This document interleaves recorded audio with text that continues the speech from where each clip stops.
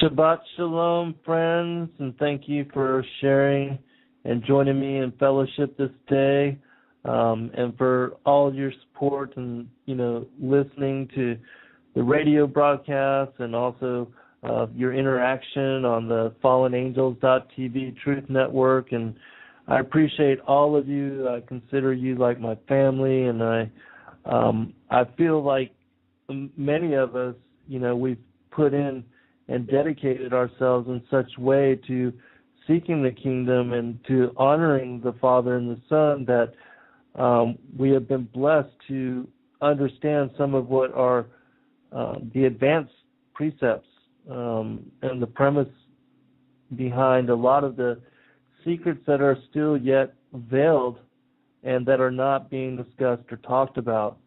And I also feel like many of you are going to be the forerunners of the outpouring of the Spirit on humanity, and that you're going to assist so many individuals to come to discernment and knowledge of truth that will bring them to remembrance of themselves and why they're here and what all of this is about. And these are, these are the larger questions of why we're here, our reasons for being, and really the youth, especially in this day and age, they're full of angst and animosity at the elder generations for not only breaking the world that they see around them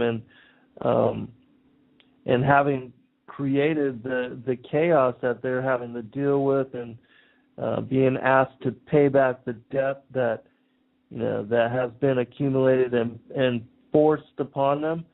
And so many are rebellious and are mad at with what they've been handed, and mad because they've been lied to, and that the whole American dream has not held up for them. And so they're seeking answers, but really have no idea as to where to go to get revelation on many things. A lot of esoteric subjects and topics that we do cover here. Today, I'm going to be covering the parable of the fig tree and explaining what it means for our generation and the people that are even being born now. Because this was a huge sign for all of us, and even for Satan and his minions, the fallen angels.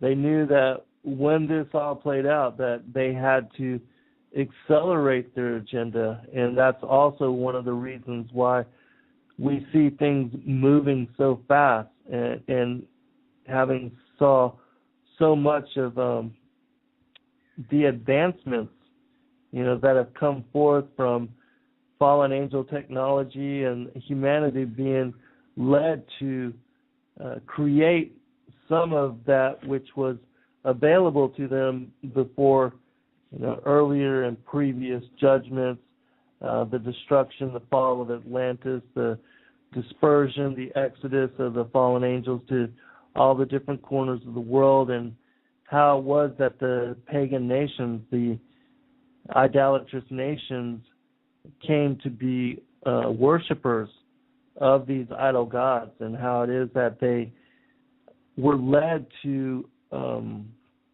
incorporate the pantheon of the fallen angels as their gods. And so we'll touch upon some of these things, but the focus today, again, will be on the parable of the fig tree and how it is that the nation of Israel is connected to that unfoldment and to that revelation.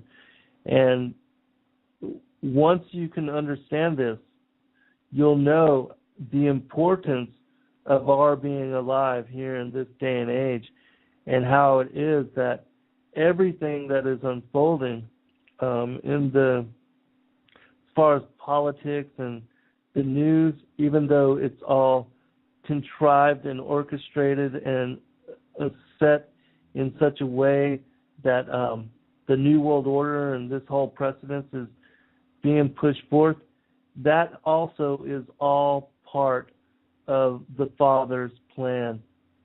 And so I'm going to start with one particular passage, Matthew 24, which I know is a favorite for those that study the Word. And one of the things about Matthew 24 is that the parable of the fig tree is incorporated into it. Matthew 24, Mark 13, and Luke 21 from the various Gospels, they parallel each other, and it's mentioned 3 times. The Yahushua tells us 3 times specifically to know the parable of the fig tree, that it shouldn't be optional. And the reason he said so is because this would be a sign of his near return, and that those that would be born when this sign unfolded, that they would be the last generation as played out, and that everything would be fulfilled before this generation. And so just to touch upon Matthew 24, because it's in this particular passage that the Son reveals what the end times would be like right before his return. And so, reading from verse 1, and I'm just going to cover this real quick, and then we're going to focus on the passages that deal with the parable of the fig tree. And then I'll bring out one other passage that most people have not heard about in order to tie this together with the nation of Israel. It says, "And Jesus went out and departed from the temple, and his disciples came to him for to show him the buildings of the temple. And Jesus said unto them, See ye not all these things? Verily, I say unto you, there shall not be here one stone upon another that shall not be thrown down. And as he sat upon the Mount of Olives, the disciples came unto him privately, saying, Tell us, when shall these things be? And what shall be the sign of thy coming and of the end of the world? And Jesus answered and said unto them, Take heed that no man deceive you." That's the first thing he said, and how important this is for our generation as well.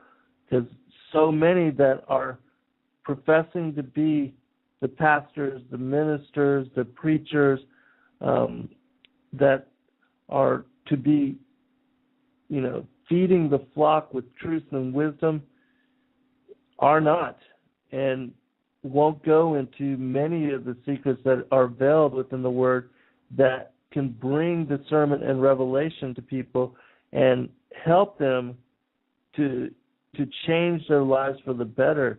Because it's in realization that, yes, we are the last generation and that all these things will unfold before us, that helps us to understand the necessity of walking with the Lord.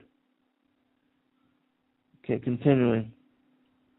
"For many shall come in my name, saying, I am Christ, and shall deceive many. And ye shall hear of wars and rumors of wars. See that ye be not troubled, for all these things must come to pass. But the end is not yet. For nation shall rise against nation, and kingdom against kingdom. There shall be famines and pestilences, and earthquakes in diverse places. All these are the beginning of sorrows. Then shall they deliver you up to be afflicted, and shall kill you, and ye shall be hated of all nations for my name's sake. And then shall many be offended, and shall betray one another, and shall hate one another.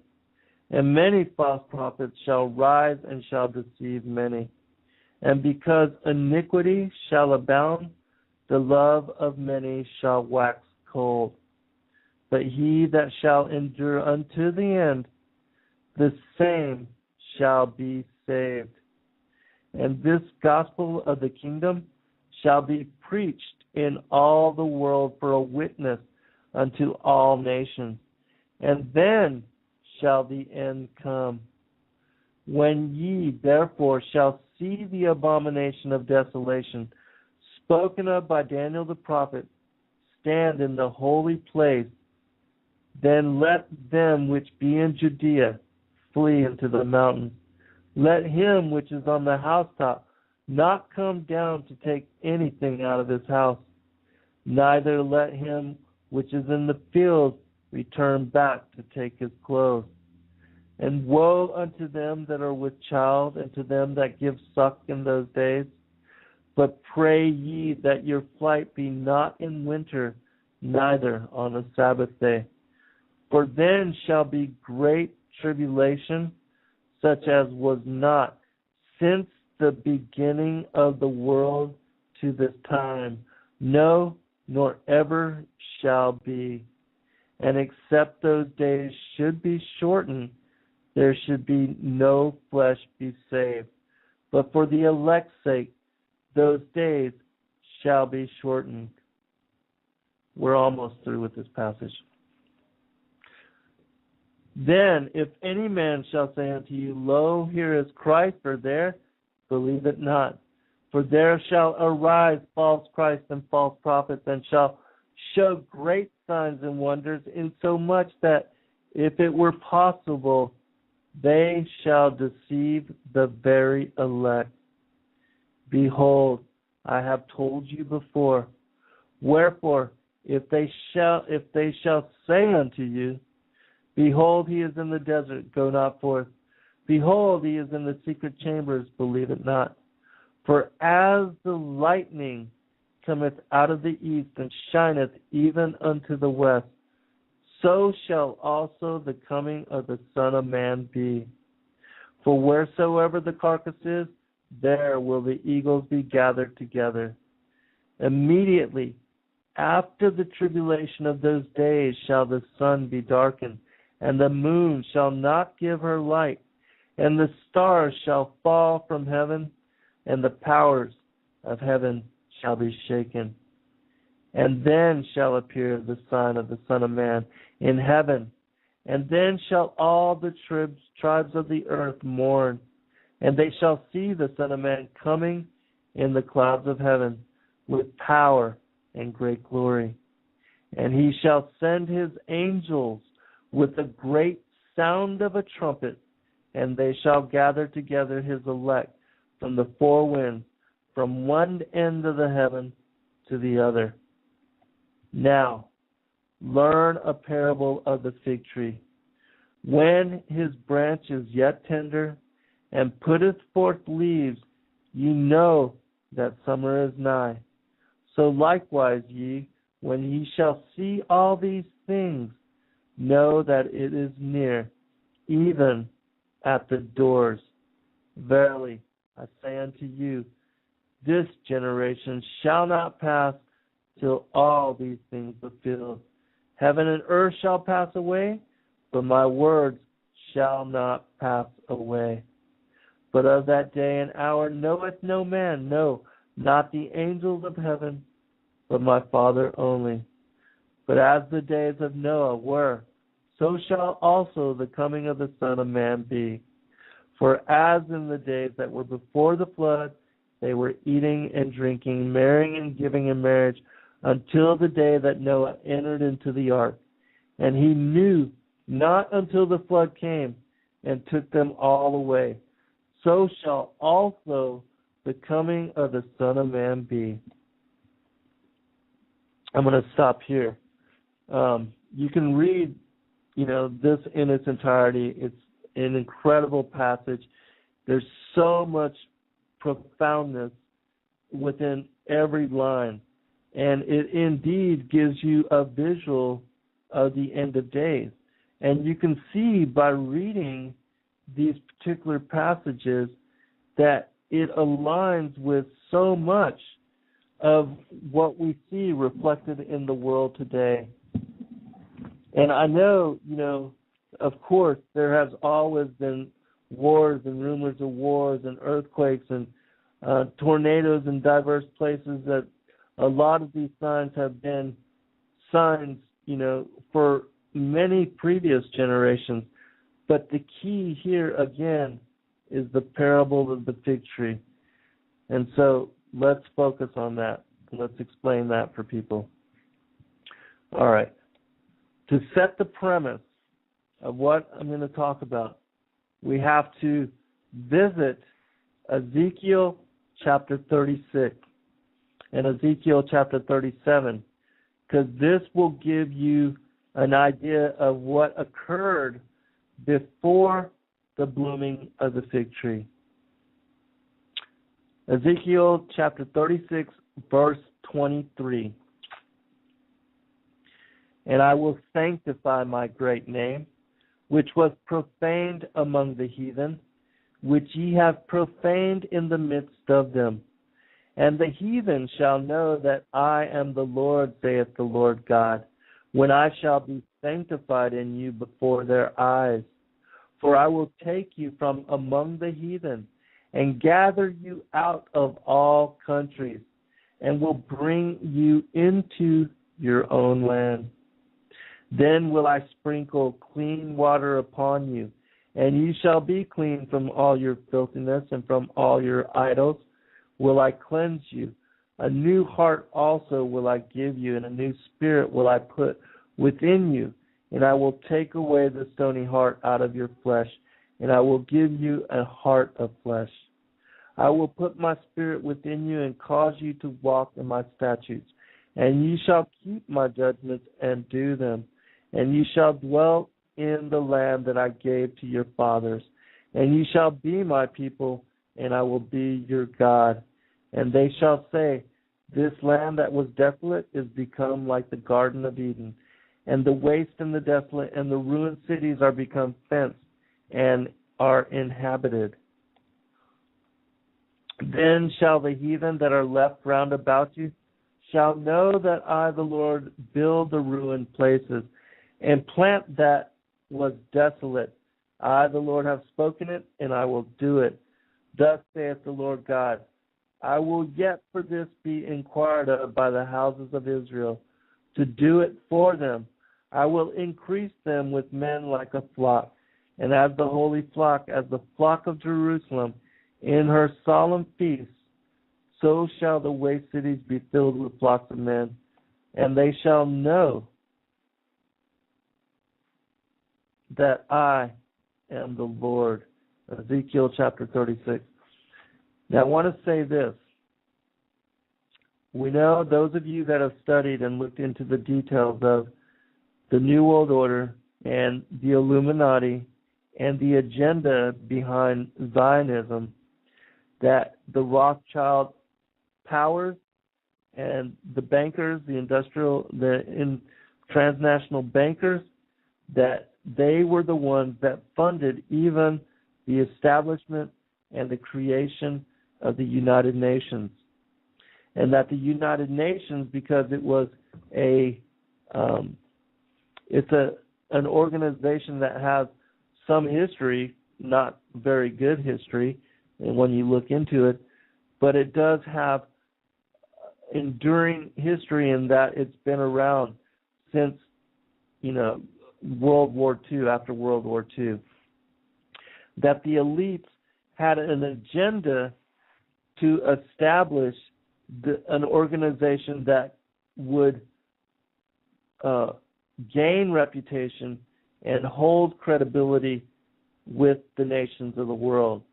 And that their first attempt was after World War I with the League of Nations, and that failed.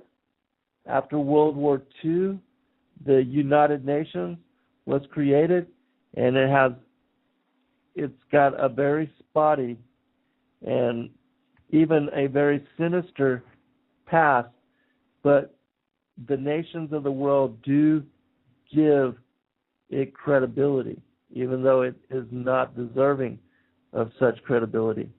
Because the nations of the world thought that the idealism behind the United Nations in bringing forth all the nations to give them a chance to speak upon the issues, the world issues, and to vote upon them, that in its idealism,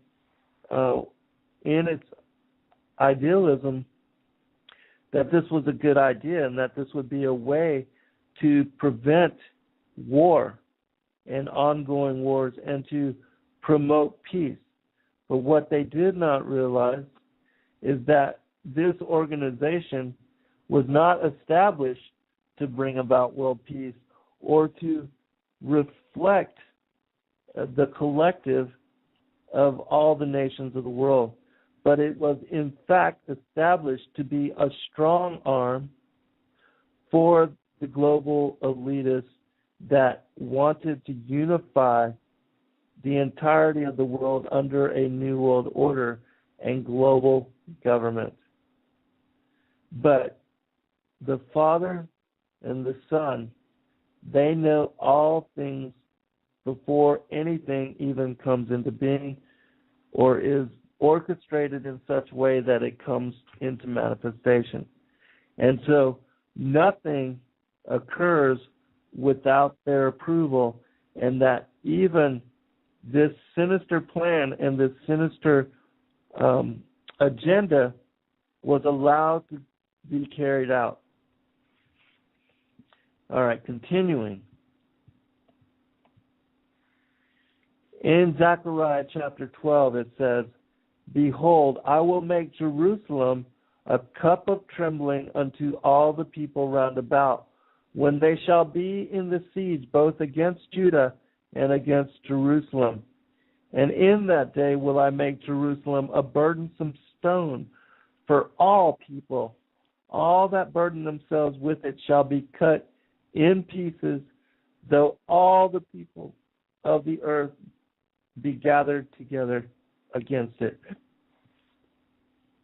Now the Father already foresaw how it was that the United Nations and the powers that be that were backing and supporting Zionism and the creation of Israel, how they would use the newly found creation of Israel as premise for further war and controlled opposition.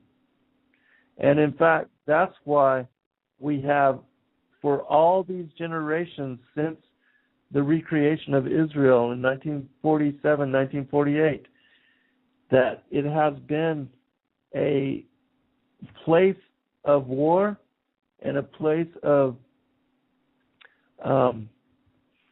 international focus as far as the plight of the Palestinian people and also of the Jewish people that are living there. But what people don't understand is that even Hamas, which has now become the political and terrorist arm of the Palestinian people, that Hamas was funded and brought into being by the Likud party under Ariel Sharon, and that Hamas is utilized in the same way that the Taliban and Al-Qaeda have been utilized by the United States of America to create opposition and to create illusory wars to further divide people, to take over territory, to push forth an agenda that the global elitists have been wanting for a long period of time. And that the powers that be that are in control of Israel are in fact Talmudic Jews, which are the synagogue of Satan that say they are Jews but are not as referenced in Revelation 2:9 and 3:9. And that, there's an agenda to divide the world and to bring the entirety of the world into what will be the third global war, which, of course, will bring forth a further movement towards world government. But, of course, nothing could be done and come into being without the approval of the Father. And so he allowed all these things to take place. Now, there's a vision in Ezekiel chapter 37 where Ezekiel sees a people as being skin and bones. And I'm not going to read this entirety of the passage, but just a little bit, and then explain this with Psalm 102. He said unto me, Son of man, can these bones live? And I answered, O Lord God, thou knowest. Again he said unto me, Prophesy upon these bones, and say unto them, O ye dry bones, hear the word of the Lord. Thus saith the Lord God unto these bones, Behold, I will cause breath to enter into you, and ye shall live. And I will lay sinews upon you, and will bring up flesh upon you, and cover you with skin, and put breath in you, and ye shall live. And ye shall know that I am the Lord. Thus saith the Lord God, Come from the four winds, O breath, and breathe upon these slain, that they may live. So I prophesied as he commanded me, and the breath came into them, and they lived, and stood upon their feet, an exceeding great army. Now, this particular visual image that Ezekiel saw in chapter 37 is an image of the people after the Holocaust and after World War II, where many of them were found in concentration camps, and they had been starved to death, worked to death, and they were basically skeletons with just, the skin holding them together. And if you read the rest of this passage, it gives confirmation of this. I'll read one more sentence where it says, Behold, O my people, I will open your graves and cause you to come out of your graves and bring you into the land of Israel. And you shall know that I am the Lord when I have opened your graves, O my people, and brought you up out of your graves, and shall put my spirit in you, and you shall live, and I shall place you in your own land. All right. After I read this from Psalms 102, I will check the chat room. Now, Psalms 102, for those that don't know, is a psalm that is referencing the Holocaust as well, and how it is that the Father would bring the people out of their precarious situation and bring them back into the land. Psalms 102. Hear my prayer, O Lord, and let my cry come unto thee. Hide not thy face from men in the day when I am in trouble. Incline thy ear unto me. In the day when I call, answer me speedily. For my days are consumed like smoke, and my bones are burned as an earth. My heart is smitten and withered like grass, so that I forget to eat my bread. By reason of the voice of my groaning, my bones cleave to my skin. I am like a pelican of the wilderness. I am like an owl of the desert. I watch and am as a sparrow alone upon the housetop. Mine enemies reproach me all the day, and they that are mad against me are sworn against me, because of thine indignation and thy wrath, for thou hast lifted me up and cast me down. My days are like a shadow. They declineth, and I am withered like grass. But thou, O Lord, shalt endure forever in thy remembrance unto all generations. Thou shalt arise and have mercy upon Zion, for the time to favor her, yea, the set time is come. For thy servants take pleasure in her stones, and favor the dust thereof. So the heathen shall fear the name of the Lord, and all the kings of the earth thy glory. When the Lord shall build up Zion, he shall appear in his glory.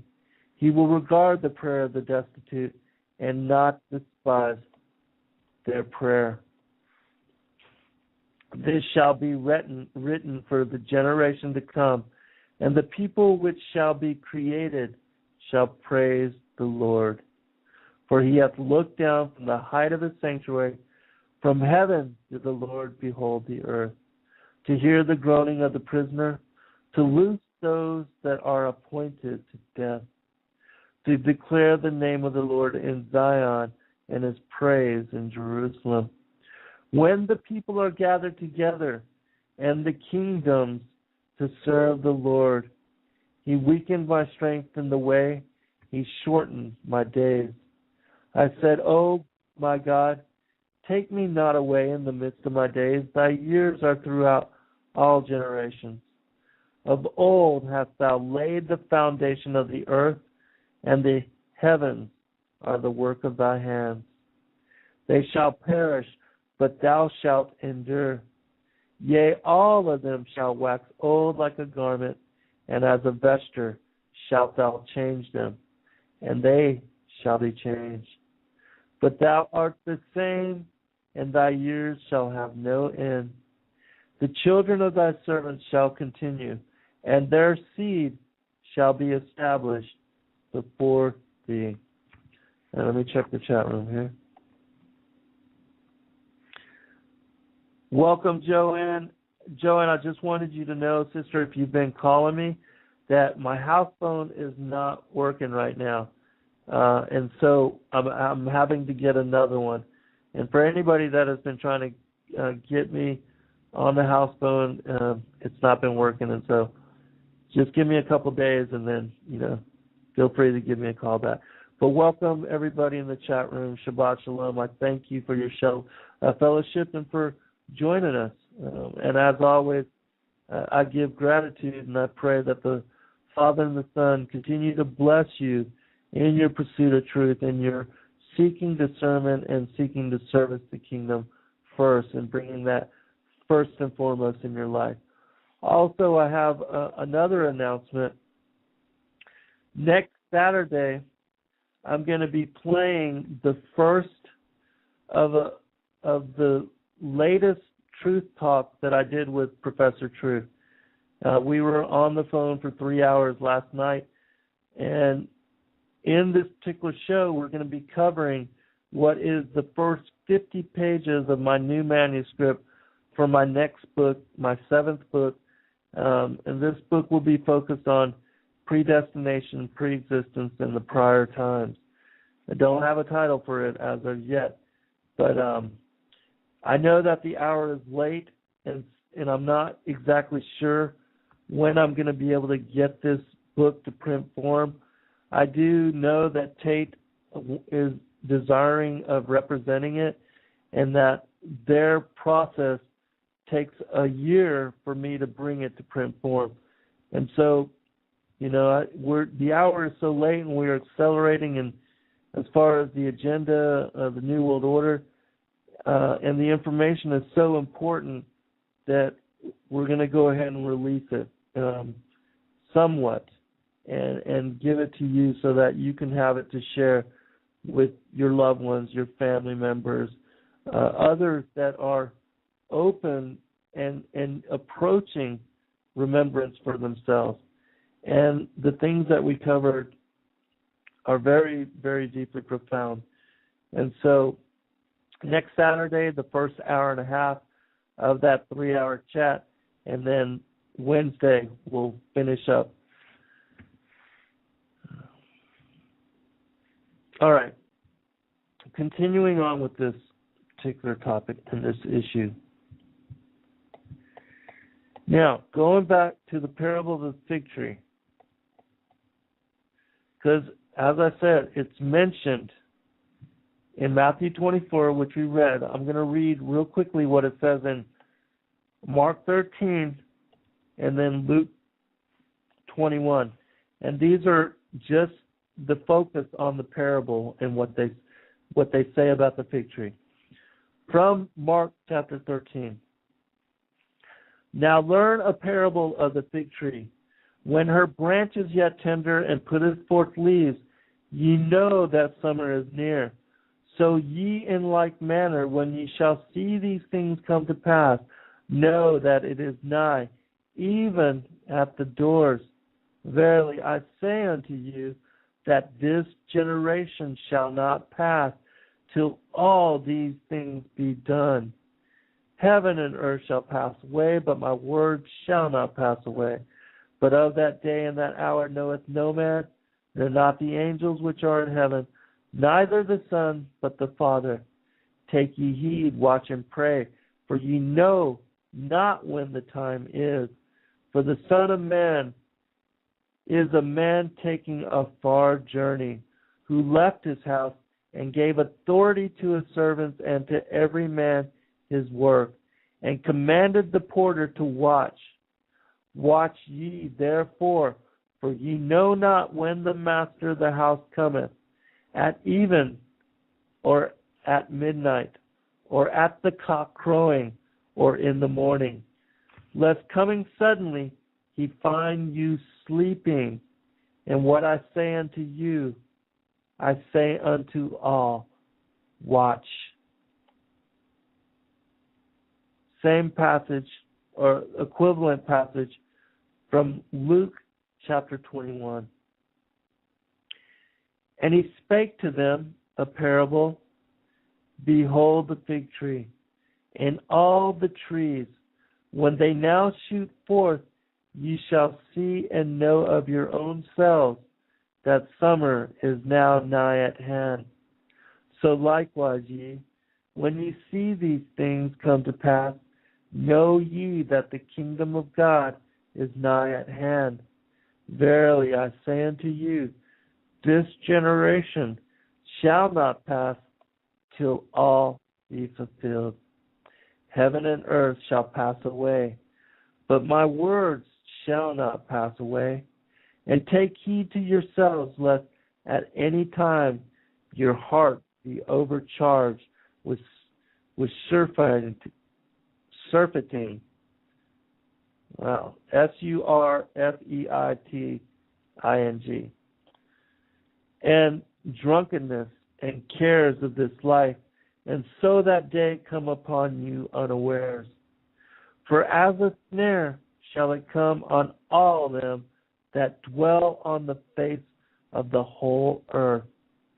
Watch ye therefore and pray always, that ye may be accounted worthy to escape all these things that shall come to pass, and to stand before the Son of Man. So you see in these three passages that the parable of the fig tree is mentioned, and that even though they parallel each other in the premise that they're bringing forth, there are variations in the descriptions which provide more detailed information on the last generation, the blooming of the parable of the fig tree, how it is that we should watch, that none of us know the day or the hour, but that we are to recognize the signs of the season. And the signs of that season, again, are connected to the establishment of Israel as a nation. And just to give you further proof of this, I'm going to read one more passage. And this is the passage that not many people know about.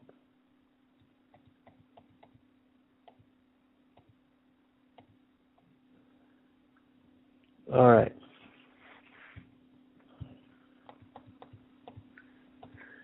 This is from the Apocalypse of Peter.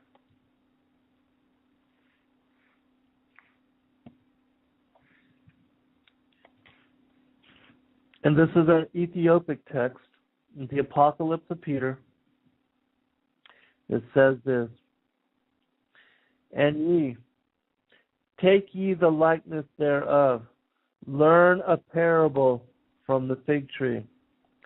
So soon as the shoot thereof is come forth, and the twigs grown, the end of the world shall come. Okay, so the end of the world is associated to the blooming of the parable of the fig tree. And that's also why it's part of Matthew 24, Mark 13, and Luke 21, which are all passages where the apostles go to Christ and ask him what will be the end and his return. What will the times be like when he comes again? And so he tells them about this. He tells them all the wars and rumors of wars. Take heed that you be not deceived. How the church will be persecuted. The earthquakes in diverse places. All these different things. Continuing. And I, Peter, answered and said unto him, interpret unto me concerning the fig tree, whereby we shall perceive it. For throughout all its days doth the fig tree send forth shoots, and every year it bringeth forth its fruit for its master. What then meaneth the parable of the fig tree? We know it not. And the master, Lord, answered and said unto me, understandest thou not that the fig tree is the house of Israel? So here Peter is asking Christ to explain to him the parable of the fig tree, because he's assuming that it's just a regular tree. He mentions how it is that it brings forth fruit every year, and that it delivers fruit for its master. He says, then what thou meanest the parable of the fig tree? And so Christ specifically cites, understandest thou not that the fig tree is the house of Israel? And so it's the regathering of the people of Israel, and they're being brought back into the land. That is the blooming of the fig tree. Continuing with the rest of the passage. Even as a man that planted a fig tree in his garden, and it brought forth no fruit, and he sought the fruit thereof many years, and when he found it not, he said to the keeper of his garden, root up this fig tree, that it make not our ground to be unfruitful. And the gardener said unto God, suffer us to rid it of weeds, and to dig the ground round about it, and to water it. If then it bear not fruit, we will straightway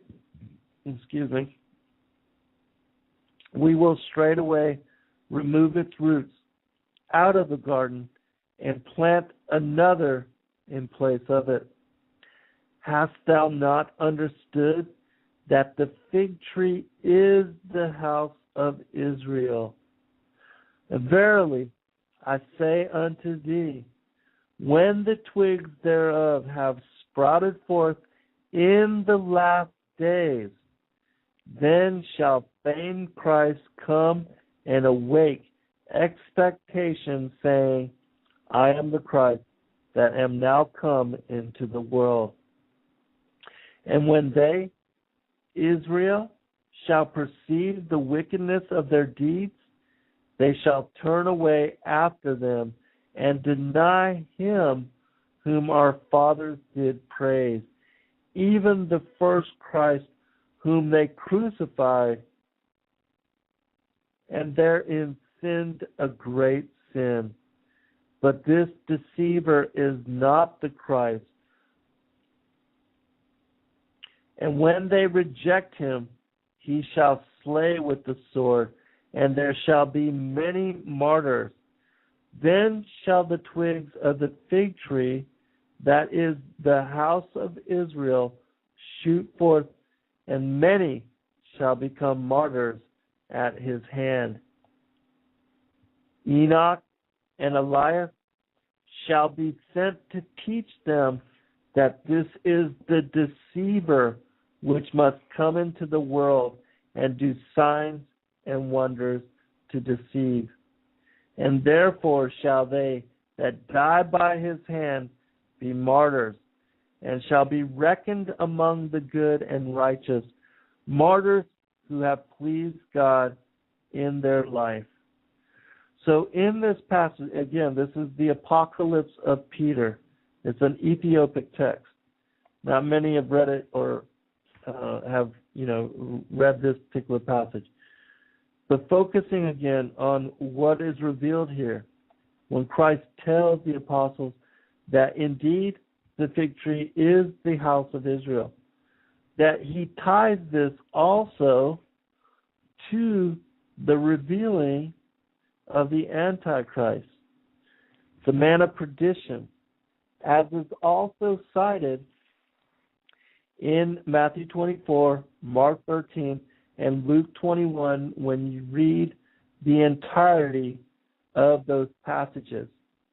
And it is also focused on how it will be that so many are deceived, and even the most elect, that the deception will be of such proportion and so masterful that even the most elect could be deceived should it be possible.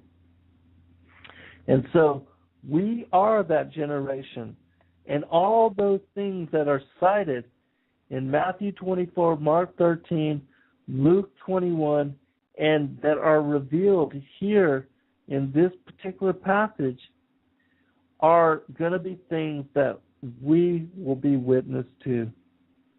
Our children will be witness to. The whole world will be witness to the unfolding of all these things. And that's why it is that Christ said,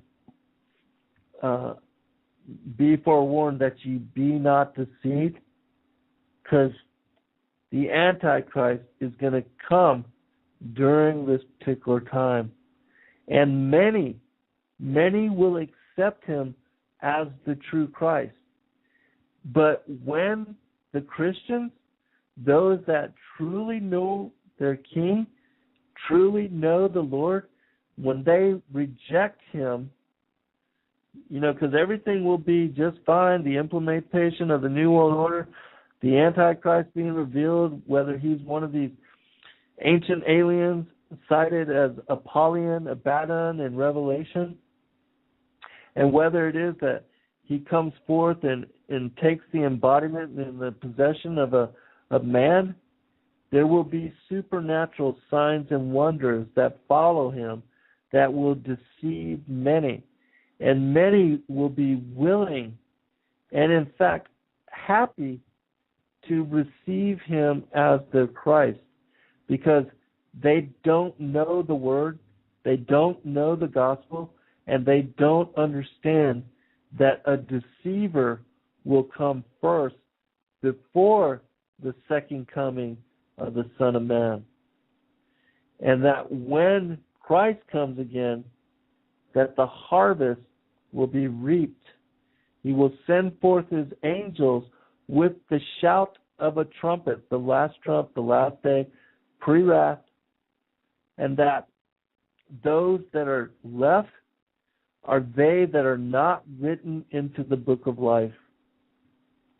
And sadly, the majority will be those that are deceived, and that the elect are but a remnant. And so that's why it is that you want to heed the warnings here and study these precepts as laid out by the Father and the Son, so that you will be one of those in the day, and that you will recognize his coming. Because he says that he will come as a thief upon those that are not watching. And it's given to us to watch and to recognize the signs and the season. Matthew 25, with the parable of the wise and the foolish virgins, it is also symbolic of this day and age, wherein, those that trim their wicks and prepare the oil and await the bridegroom, he will take them to be his bride. But those that are foolish and that that are not ready and that don't do the things to prepare themselves, they are excluded. They are left out. All right, let me check the chat room here.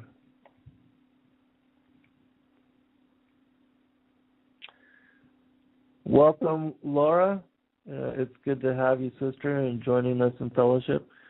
And I just give a shout out to Truth Now and Son of Yahweh, Peace 333, Jazz, all the guests, Gray, For Fun, and all those that will come later to share in the fellowship of this message. I hope that some of the things that we're bringing forth, that it assists you and helps you to realize the precariousness of our situation in our day and age, and how it is that the New World Order will accelerate in their agenda. And they have so many things prepared for us that are sinister and will cause much harm and much pain to those that are not the bride of Christ. And, for those of you that have been blessed to have discernment on a number of these issues, and that the Lord has woken you up to make you a vessel of His glory, it's important that we share these things. And I don't mean to just, to get up on a rooftop and shout them out to everybody, or to go on a street corner and just to, because, not a lot of people are ready for the things that a lot of you know. Because a lot of these things are advanced concepts, and you have to start people off with the information that they can understand, that they can relate to, that won't scare them in such a way that they completely shut down. And it's the same thing as not throwing pearls before the swine. That we must relate to people for where they are, and honor them also for where they are, and that we should be willing to share the knowledge and the information that will excite them to learn more and bring them into wanting to pursue truth and discernment for themselves. It's like I have family members that are younger, my cousins, that they're not really into study of the Word, study of the gospel, even though they have good relationship with the Father and Son, and they go to church and read the Bible to a certain degree. But I was able to entice them into study about the Illuminati and the New World Order by appealing to them through their favorite musicians, their favorite sports stars, and showing to them how it is that these different individuals, they're flashing all these different Illuminati signs and the eye of the pyramid, the different people that are, because there's so many entertainers out there that are involved in this, that are now part of, the Masonic fraternity. But I was able to entice them into looking a little bit more into these things by showing them that the concerts that they're going to are indeed massive rituals, and that their participation within them has consequence, even though they're not realizing as to what they're doing when they're flashing all these signs, and that they are even, flashing the devil's horns and thinking that they're, just saying rock on or whatever when they're in these particular concerts. But my cousins have actually began to do their own research. And in doing that research, it is leading them back into the Word and back into studying the deeper aspects of how it is that the New World Order, the Illuminati, the conspiracies behind all of that, they also are connected to the prophecies as laid out by the Word. And that all of these things, the agenda of the New World Order, you can see them reflected in Matthew 24, Mark 13, Luke 21. And then when you can get people to understand that indeed we are the fig tree generation and that we will be witness to all these things, then the urgency seems to set in for them. And I know for a lot of parents out there and a lot of those that are, have been students of the Word for many generations, that it's difficult to get young people to even read. And that's any book, not only, the gospel, and that this generation has really short-term memories.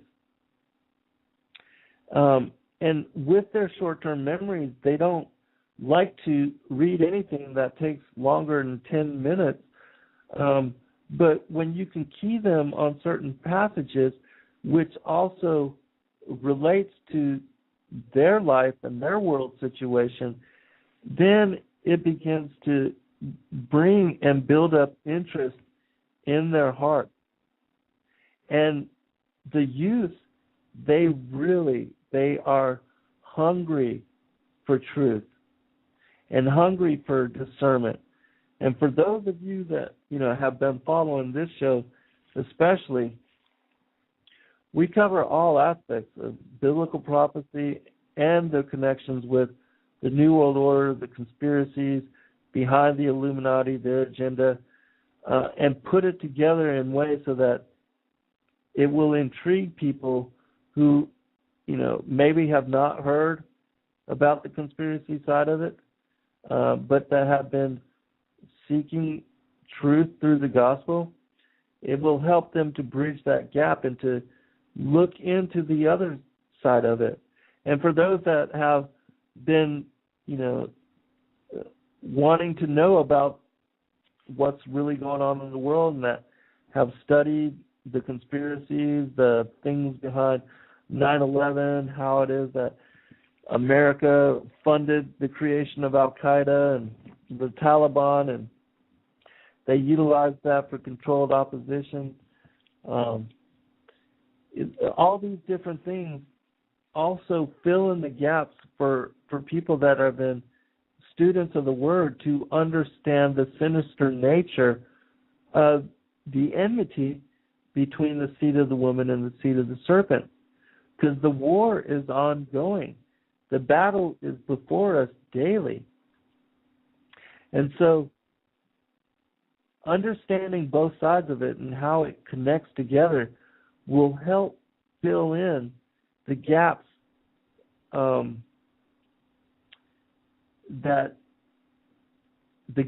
that keep one from seeing the complete picture and understanding the underlying truth of why things are and how these things connect together. Because so many, there's a lot of radio shows out there where they will only cover one side of it or the other side of it, and it's difficult to find people that have actually discernment on both sides of it so that they can bridge the gap for you. And in studying, because again the hour is so late, it's difficult for those that are new to some of these teachings and to some of these studies to do their homework and to read all of the things that many of us have, read and studied over countless hours over many, many years. And so it's truly a blessing when you find others that, do have discernment on both sides of it and can bring forth truth in such a way that it helps to expose truth in all of its facets. And especially now with, the strong delusion before us, the whole thing with the ancient aliens and how it is that, the Sumerian tales and the different mythologies worldwide, and especially with all of the various archaeology and the artifacts that are now coming forth worldwide that people have found, that seems to confirm in the minds of a lot of people that the ancient aliens were the creators of humanity, that they are being set up for this strong delusion. And not many people are able to see the truth behind this whole premise. And see, this is also part of the agenda for the unveiling of the Antichrist and unveiling of the New World Order system. Because this particular being will supposedly have all the answers for all the dilemmas of the world, and that he will have supernatural power and capacity to bring forth signs and wonders, and whether that's done through technology or through magic and ritual, the point is that so many that do not have discernment, that don't understand the gospel, and that don't understand the conspiratorial side of the reality that we're dealing with in the world today, they are being groomed. They are being prepared for slaughter. And they are being prepared to willingly accept the mark of the beast. And so that's also another reason why it's important for those of us that have seen through these things with the blessings of the Father and the Son, and that have come to discernment on so many of these separate issues, that we fellowship with one another, support each other, and help one another to come to greater understanding on the different truths that are facing us. Excuse me while I take a sip of water.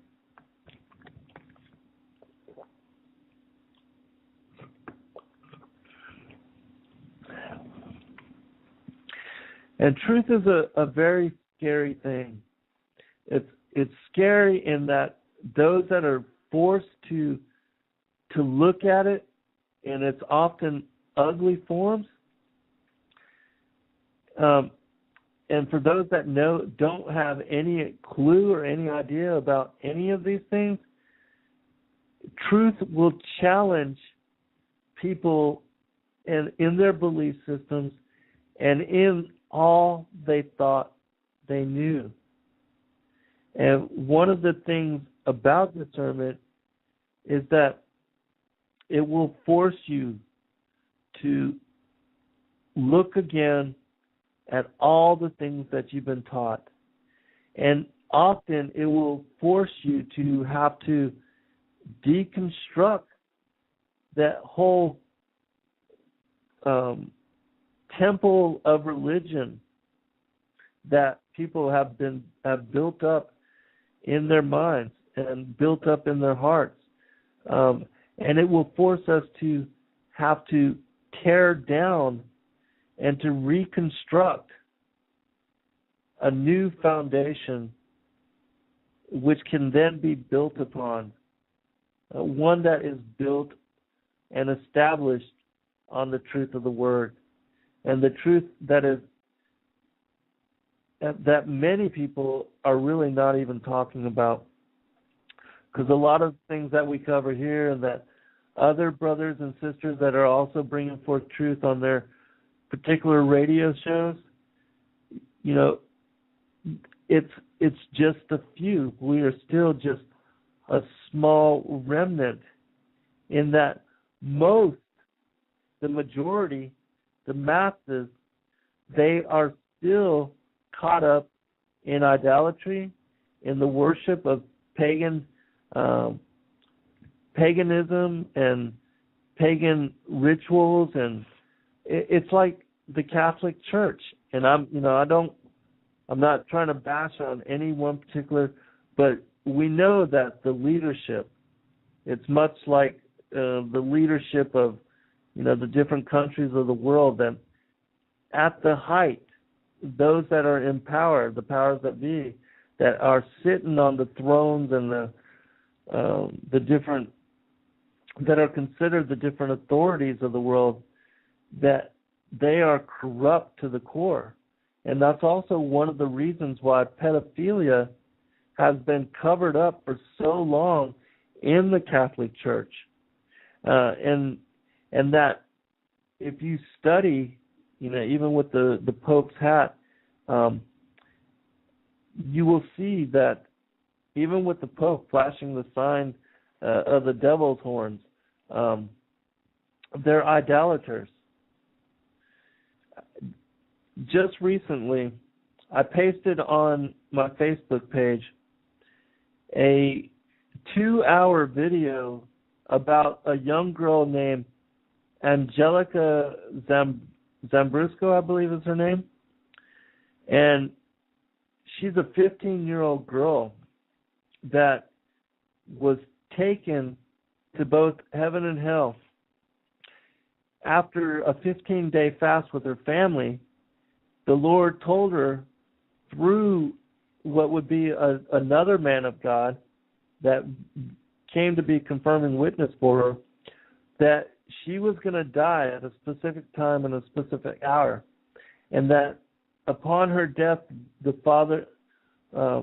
Son, Yahushua, Jesus Christ, would come for her and take her to be a witness as to what was going on in hell and also in heaven. And she was hesitant. She was very resistant. She did not want to have that experience, but she was to be to give testimony.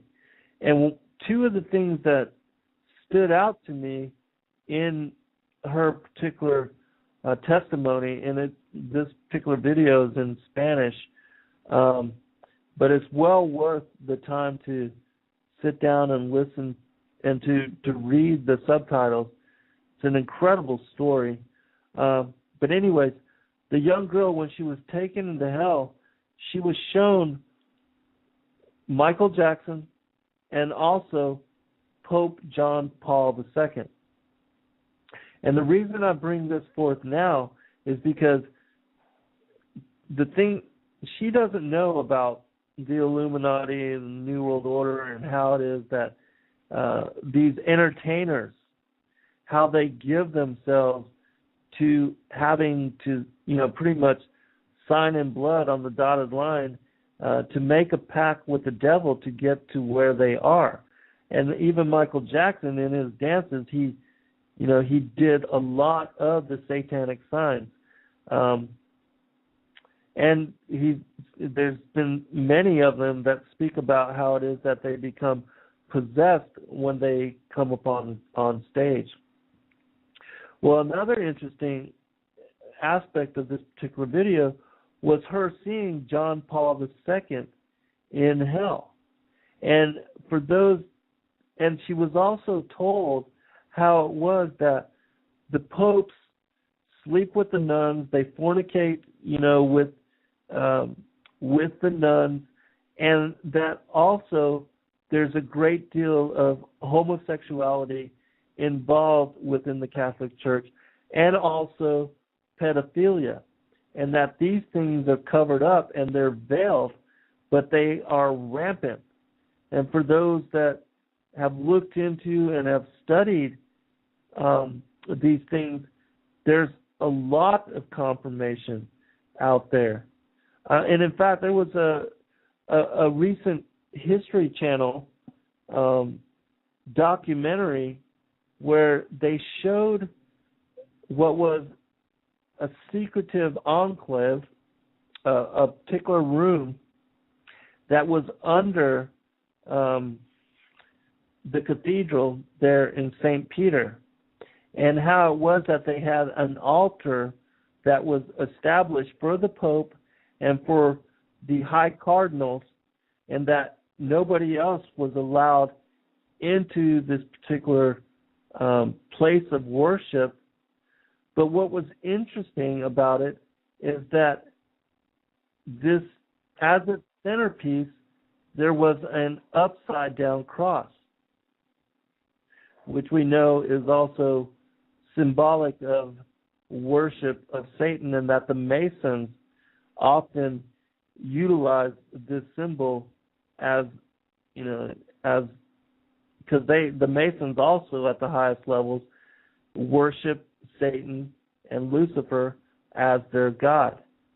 And that some of these things, which she could not have known about, but these things were revealed through her video, which in my mind also gave confirming witness that indeed the Son took her and brought her to this discernment and to these revelations. And for those that have studied in depth as far as the popes and the different things that they do, the Pope's mitre, how that's connected to Dogon, and Dogon is one of these fallen angel gods, and that the Trinity that they worship, and how they worship the Mother Mary more so than even they do Christ, that worship is connected to the worship of Ashtaroth as revealed within the Old Testament, and that their Trinity is really an unholy Trinity, and that it represents Osiris, Baal, and Ashtaroth, all of whom are cited in the Old Testament as being idol worship. And so,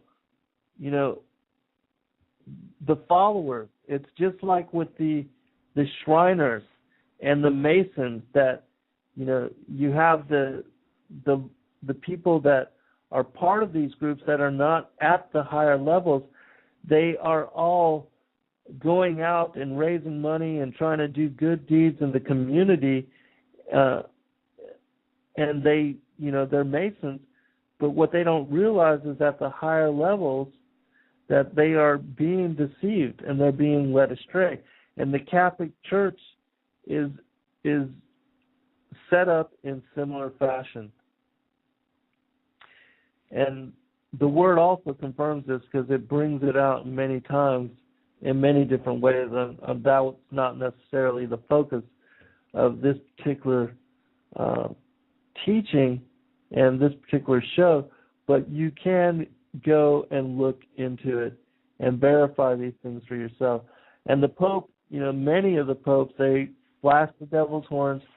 One of the Pope's chairs has a upside down cross in it.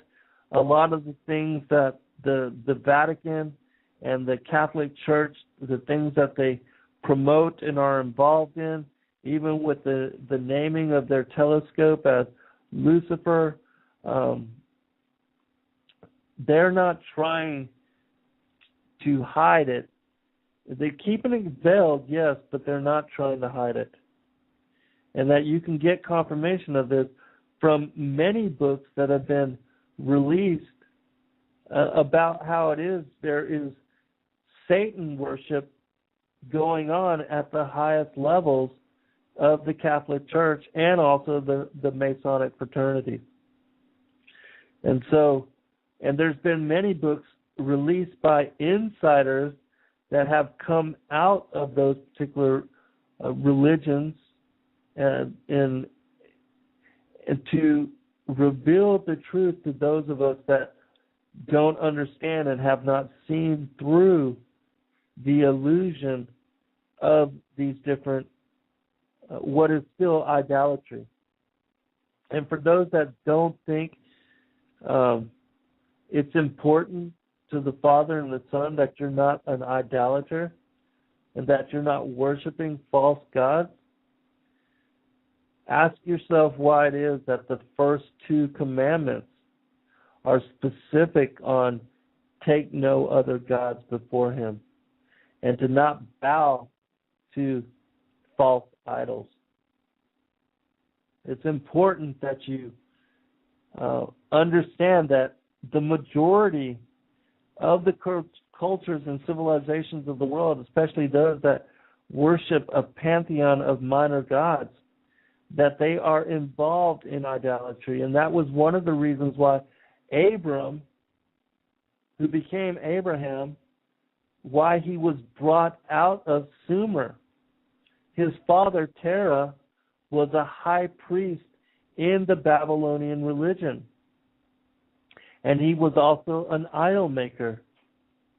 And Abram was brought out of that idolatry and given the promised land because he knew the Creator and desired to know him and sought for himself in introspecting in his heart who the true God was and is and always will be.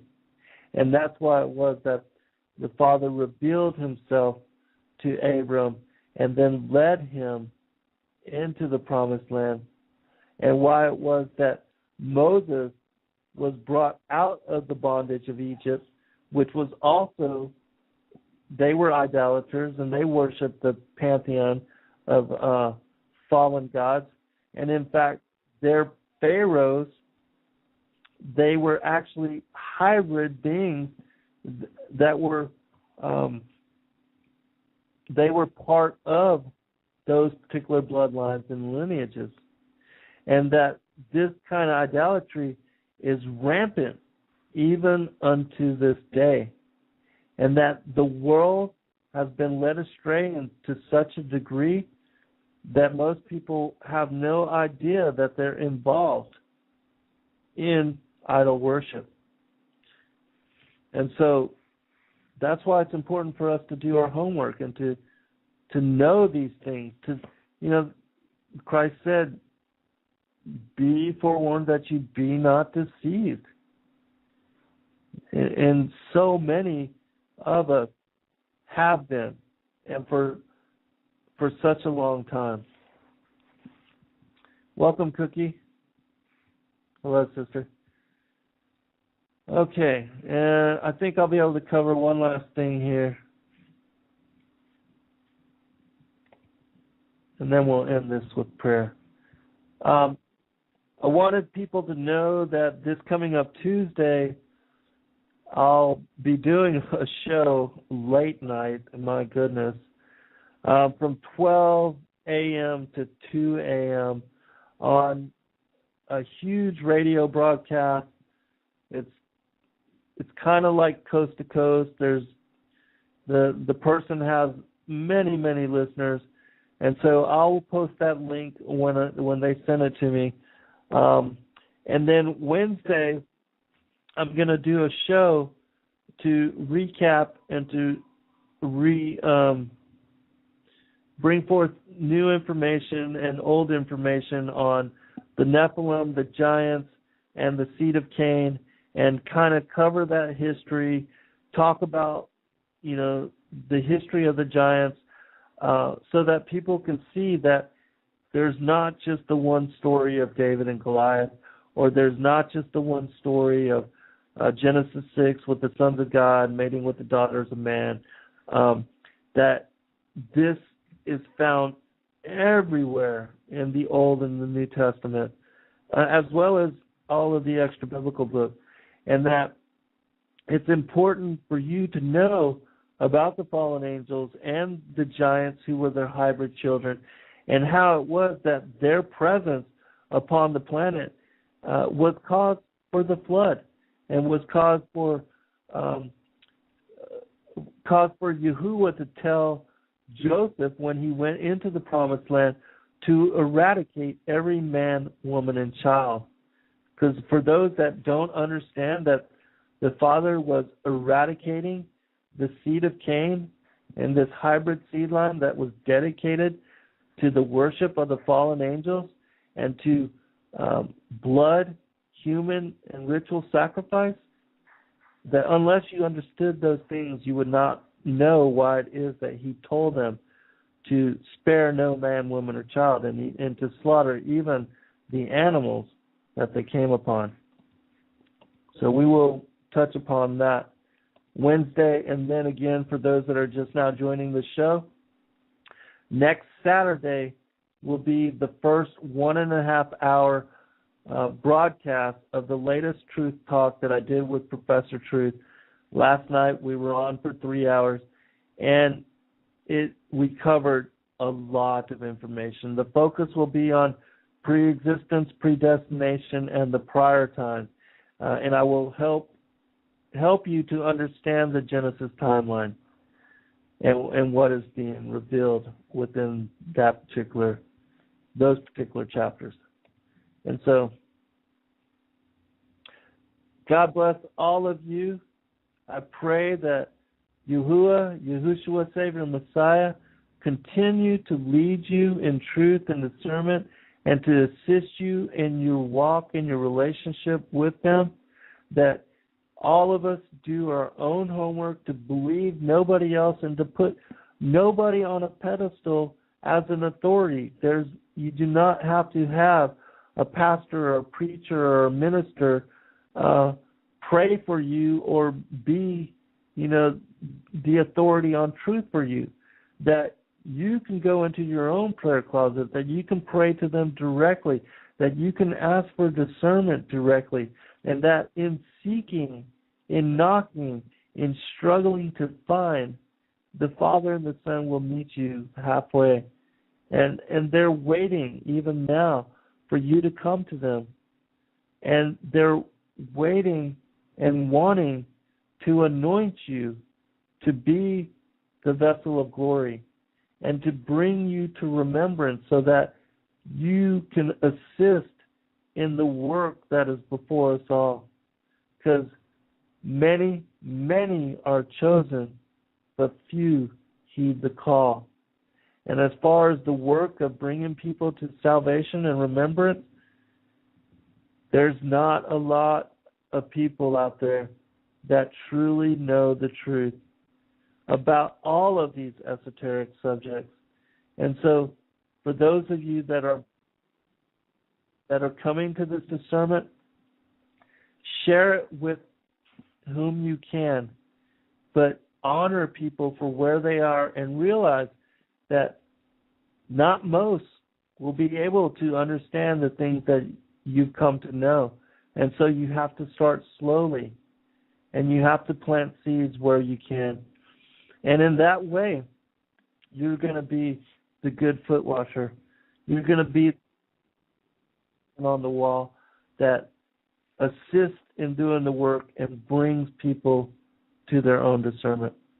God bless all of you out there. In Yahushua Yahweh's name I pray. Amen.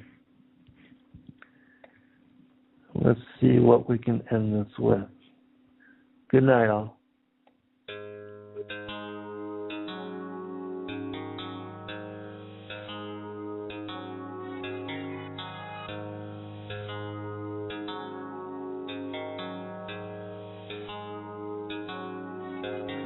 What exactly would you say if your child looked up at you and asked you about God and if He exists and if He's true, and wondered what would happen when someone dies. Is there a heaven? And what about that man up on the cross? Am I forgiven? How exactly would you answer those hopeful little eyes when you're college educated and convinced it's all a lie? Sure, you went to Sunday school when you were young, but that was then. You're above those simple thoughts now. The only God you know is man. Are you saddened and ashamed to tell this little soul that you don't believe in anything and have no reason and no hope? There's no heaven and no meaning. There's no purpose to our lives. Did you believe we're just evolved, random mutations come alive?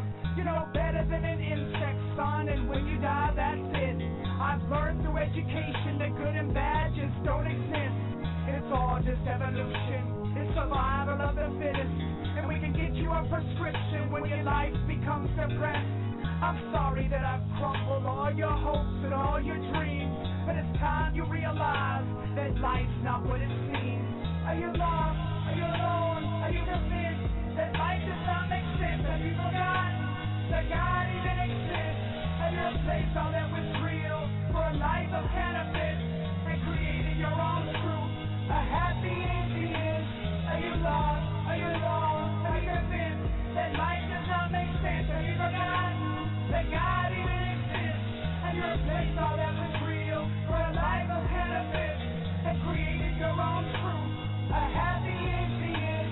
Do you realize your answers could just shatter all these dreams and everything that ever mattered to this precious little being who had belief in certain peace and received that inner voice inside his conscience, and his conscious mind believed, and it sickens you to think because you've been driven by your ego and your greed, and he sees that you don't practice what you preach.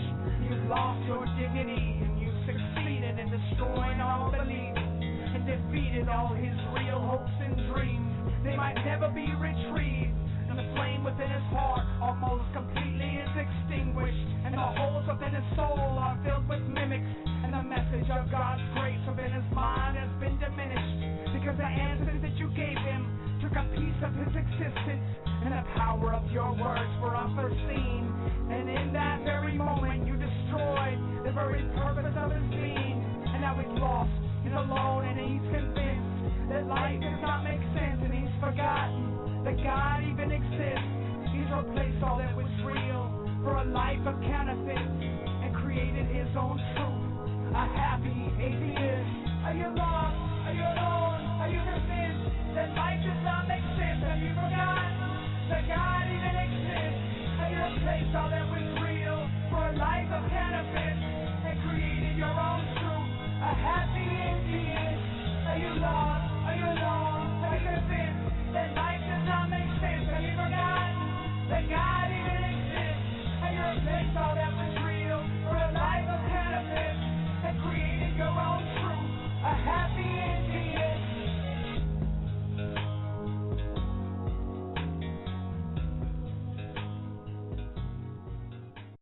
Blog Talk Radio.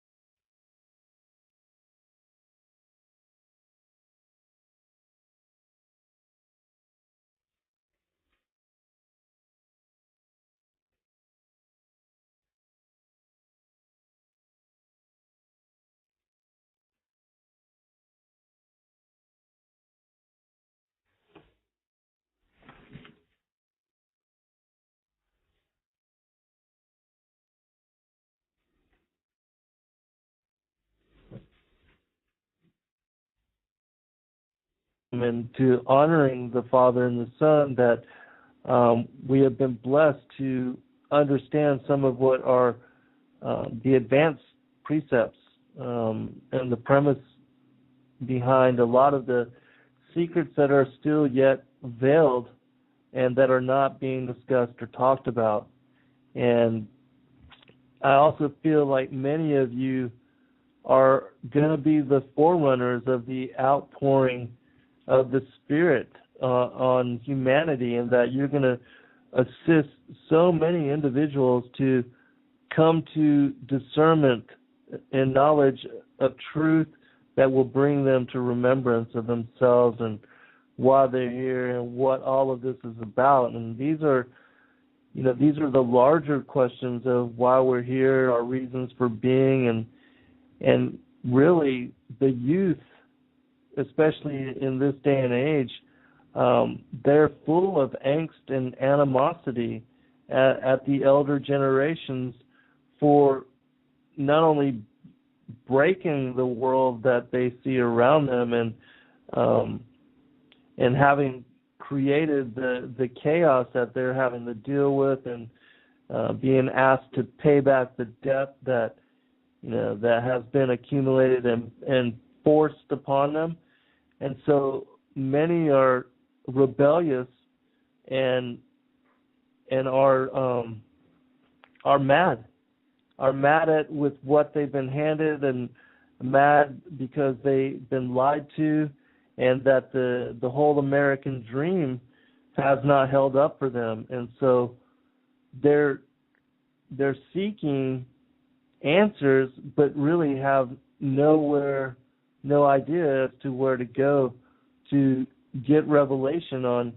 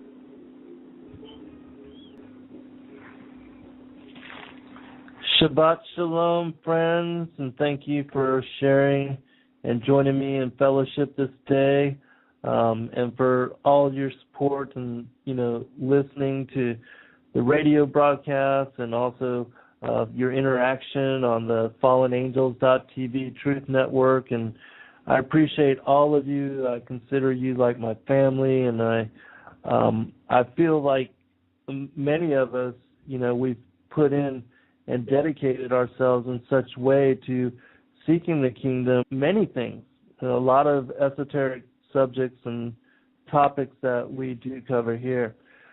Today, I'm going to be covering the parable of the fig tree and explaining what it means for our generation and the people that are even being born now. Because this was a huge sign for all of us, and even for Satan and his minions, the fallen angels. They knew that when this all played out, that they had to accelerate their agenda, and that's also one of the reasons why we see things moving so fast and having saw so much of the advancements, that have come forth from fallen angel technology and humanity being led to create some of that which was available to them before, earlier and previous judgments, the destruction, the fall of Atlantis, the dispersion, the exodus of the fallen angels to all the different corners of the world, and how it was that the pagan nations, the idolatrous nations, came to be worshipers of these idol gods, and how it is that they were led to incorporate the pantheon of the fallen angels as their gods. And so we'll touch upon some of these things, but the focus today, again, will be on the parable of the fig tree and how it is that the nation of Israel is connected to that unfoldment and to that revelation. And once you can understand this, you'll know the importance of our being alive here in this day and age, and how it is that everything that is unfolding as far as politics and the news, even though it's all contrived and orchestrated and set in such a way that the New World Order and this whole precedence is being pushed forth, that also is all part of the Father's plan. And so I'm going to start with one particular passage, Matthew 24, which I know is a favorite for those that study the Word. And one of the things about Matthew 24 is that the parable of the fig tree is incorporated into it. Matthew 24, Mark 13, and Luke 21 from the various Gospels, they parallel each other, and it's mentioned 3 times. The Yahushua tells us 3 times specifically to know the parable of the fig tree, that it shouldn't be optional. And the reason he said so is because this would be a sign of his near return, and that those that would be born when this sign unfolded, that they would be the last generation as played out, and that everything would be fulfilled before this generation. And so just to touch upon